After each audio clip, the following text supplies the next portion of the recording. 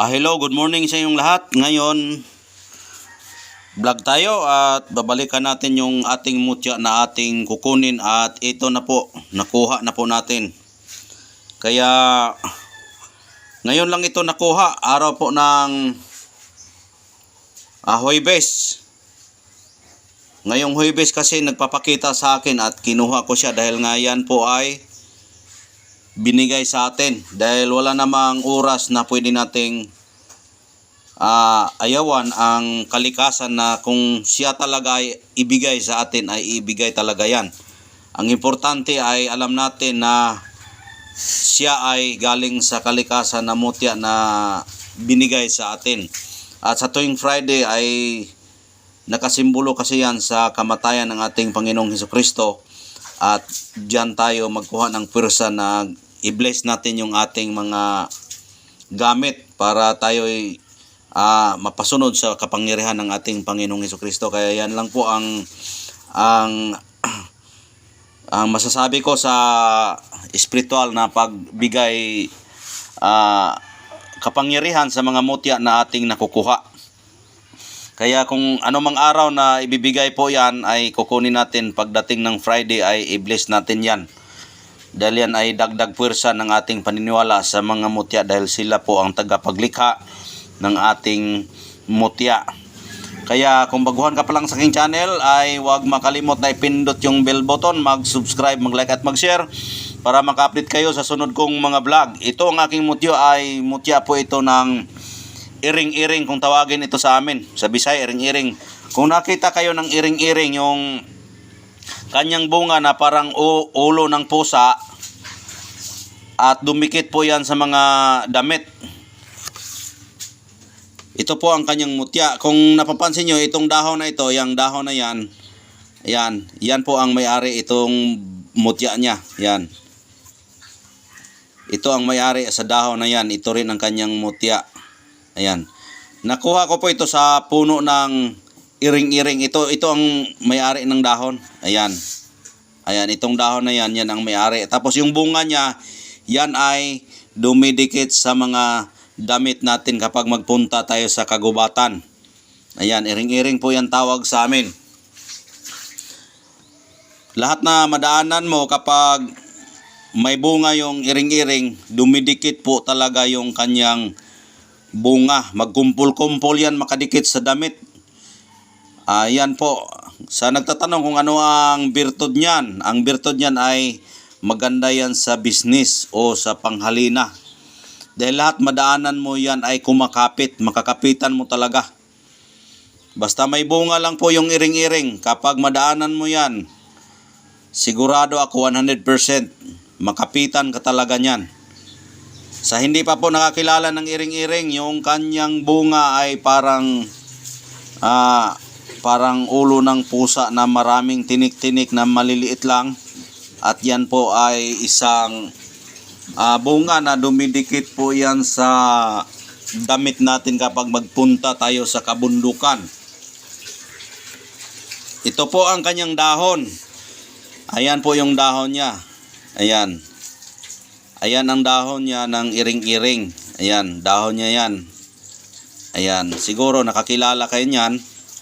Ayan po yung dahon niya. At yung bunga niya, hindi ko nadala yung bunga niya. Yung bunga niya kulay itim-itim na may pagkamula-mulang brown. At kapag madaanan mo yan, dumikit po yan sa mga damit mo. Ayan.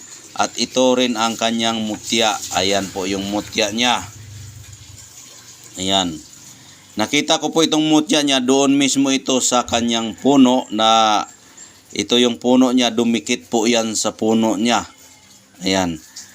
Na ano ko yan, nakita ko yan dahil yung isang araw ay nananaginip ako na ipakuha po itong mutya niya. Kaya inano ko na lang, pinuntahan ko na lang doon at siningil ko at ito po ang aking nakukuha. Ayan po yung mutya ng iring-iring. Ayan. Kung napapansin nyo, yung kanyang puti yan, crystallized po yan. At yung papalibutan niya na kulay puti na may pagka yellow, dirty white, ayan, ay solido po yung bato na yan. Solid na solid. Ang yang dyan sa gitna para siyang igyok siya. Para siyang igyok na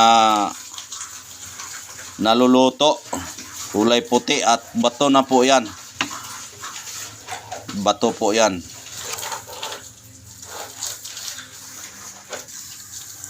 Subukan natin kung siya ay tatagos.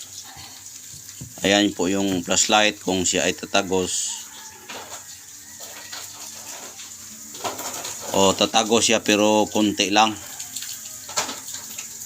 Ayan, solido siya pero buhay na buhay siya dahil nga mag-reflect yung kanyang pagka ayan tumatagos pala siya.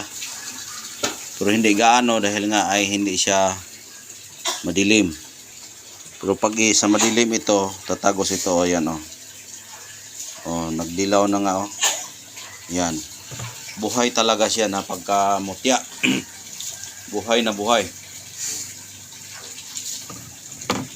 At ang itsura niya yan po, pakita ko sa inyo ng maayos para makita ninyo kung ano ang kanyang itsura. Ayan. Ayan po yung itsura niya. Yan, makintab na solidong bato. Yan.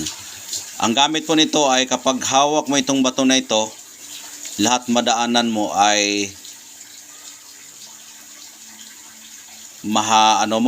kumakapit sa iyo dahil nga ito'y panghalina.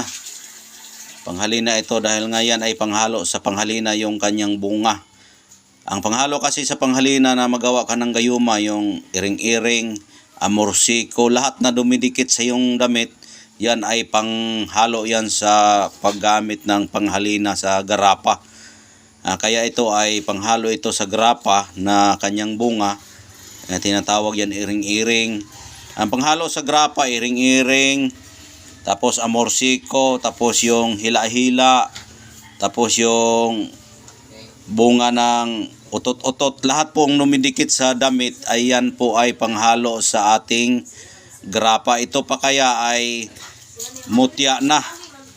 Kaya mutya na ito ay maganda ito sa panghalina na gamitin natin. Balutin mo lang ito ng pulang tela tapos ihabak mo. Ayan, malakas na po yan. Ayan. Napakaganda pong pagkabato. Solid na talaga siya. Solidong solido at napakakintab. Solid siya. Yung puti po yan ay kristal po yan na solido na cool. Parang igyok siya. Parang igyok. Ayan. Ayan po Ayan. Kaya sa gustong ganitong klaseng mga mutya, pwede kayo mag-inquire sa akin para ito'y mapasayo. Kaya paunahan na lang po, hanggang dito na lang. Maraming salamat. God bless po yung lahat.